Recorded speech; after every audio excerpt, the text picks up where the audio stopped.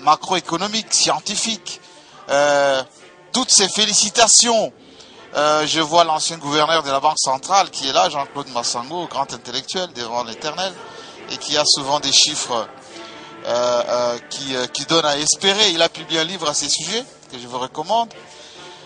Il disait autrefois notre pays a beaucoup d'avenir. Alors venez, monsieur le Premier ministre, pour nous dire effectivement, en prenant ces sièges pour conclure cette émission, en me faisant une confidence, si c'est possible, si vous avez payé combien aux partenaires de vous avoir étalé tout un tapis de félicitations. Bon, vos ministres, parce qu'ils sont dans votre gouvernement, ils n'ont pas le choix.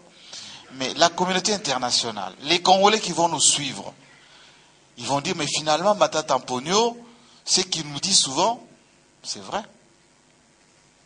Non, je crois que la communauté de Bayer, comme les ministres qui représentaient l'ensemble du gouvernement, n'ont fait que dire la vérité. Ce qui est important, c'est de savoir, à travers tout ce qui a été dit, c'est que le chemin de l'émergence, le chemin du développement, c'est un chemin long. Ce n'est pas un chemin de baguettes magiques. Tout ce qu'ils ont démontré ici, c'est que de 2001, lorsque le président de la République prend le pouvoir, à aujourd'hui, il y a eu d'avancées significatives.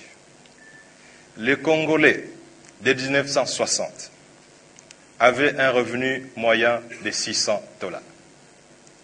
Les Congolais moyens de 2001, lorsque le président prend le pouvoir, avaient $149. Donc, les Congolais s'est appauvris. Les Congolais d'aujourd'hui, dixit le PNUD, a plus de $600. Ça veut dire que le revenu du Congolais a augmenté.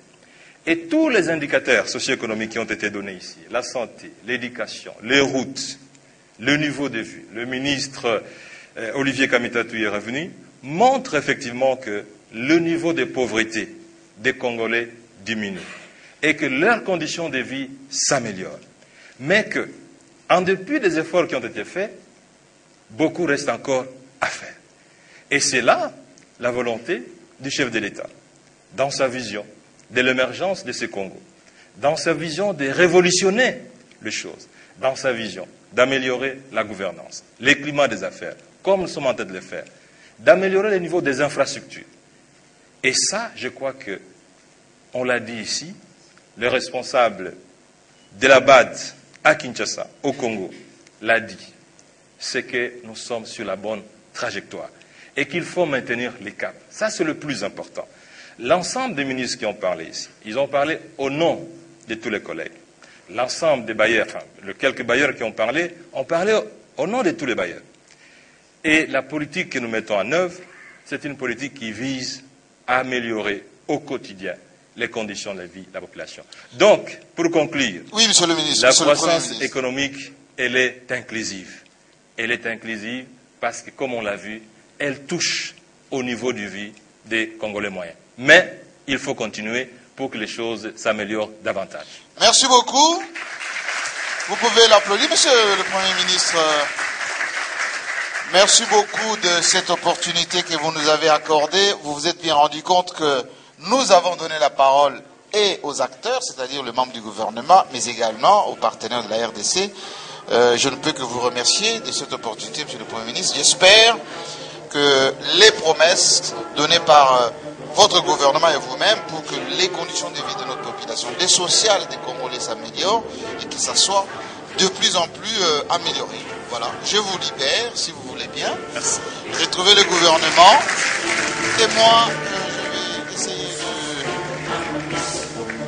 vous dire que nous sommes heureux de terminer cette émission en votre compagnie. On espère vous retrouver très prochainement avec le même plaisir en renouvelant votre confiance à votre chaîne, celle qui va diffuser cette émission parce qu'elle le sera partout à travers le monde. Merci et bonne journée à tous. Merci.